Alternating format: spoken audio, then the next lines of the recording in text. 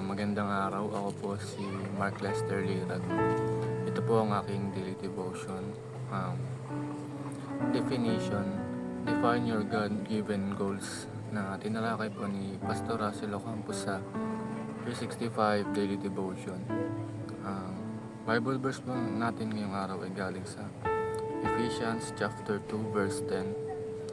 Sabi po dito is, "For we are God's handiwork, created in Christ Jesus to do good works, which God prepared in advance for us to do." Ang sabi po dito is, tayo po ang gawa ng Panginoon na may misyon sa mundong ito, na bago pa lang tayo nilikha is meron na tayong purpose sa mundong ito.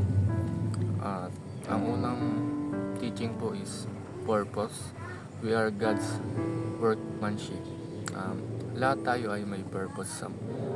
Ang purpose natin ay kailangan natin i-discover, at para ma-discover natin ito is kailangan natin bumalik sa Diyos.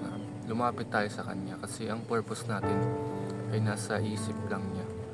At upang malaman natin ito, mag-repent tayo at talikuran natin ng mga dati nating ginagawa, at lumapit tayo sa Panginoon upang malaman natin ang purpose natin dito sa mundo. At ang second teaching is identity. We are created in Christ Jesus.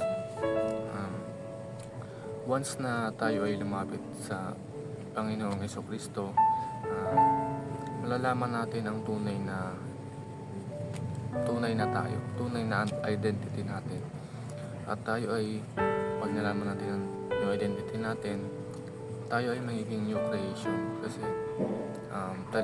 pag tinalikuran natin ng dating tayo, dating makamundong gawain natin, magiging new creation tayo. Magiging ano tayo, new you.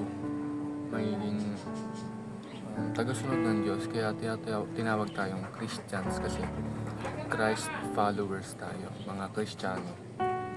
At ang huling katuruan is contribution. We have a good works to accomplish. Ang good works na sinasabi dito is hindi yung act of kindness na tumutulong sa ibang tao. Hindi po ganun. Ang mission natin sa Panginoon ay yung mga makakakontribute sa kaharian ng Diyos. At ang mission na to is siguro magbahagi tayo ng salita ng Diyos sa iba, upang meron pang lumapit sa Panginoon, may bumalik pa sa Panginoon natin. At ang realizations ko po is lumapit tayo sa Panginoon upang malaman natin ang ating purpose, at upang mabago ang ating sarili, at malaman natin kung sino talaga tayo, at higit sa lahat ang contribution. Yun lamang po.